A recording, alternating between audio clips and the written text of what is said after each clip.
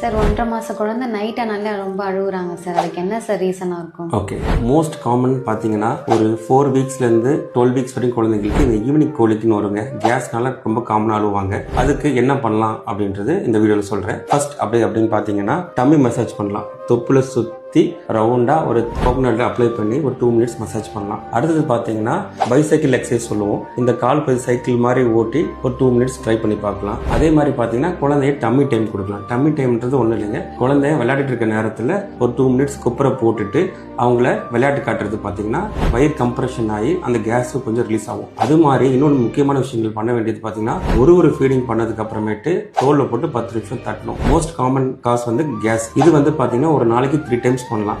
3 times பண்ணியும் உங்க குழந்தையோட அழுகை நிறுத்த முடியல அப்படின்னா கண்டிப்பா டாக்டர் கன்சல்ட் பண்ணுங்க. காது வலியா, யூரின் இஷ்யூவா ஏதாச்சும் இருக்கான்னு டாக்டர் பார்த்து உங்களுக்கு சொல்லுவாங்க. டியர் பேரண்ட்ஸ், இது மாதிரி உங்க ஃப்ரெண்ட்ஸோ இல்ல ஃபேமிலி மெம்பர்ஸ் யாராச்சும் குழந்தை அழுதுன்னு சொல்றாங்கன்னா இந்த வீடியோ ஷேர் பண்ணுங்க, ஃபாலோ பண்ணுங்க. தேங்க்யூ.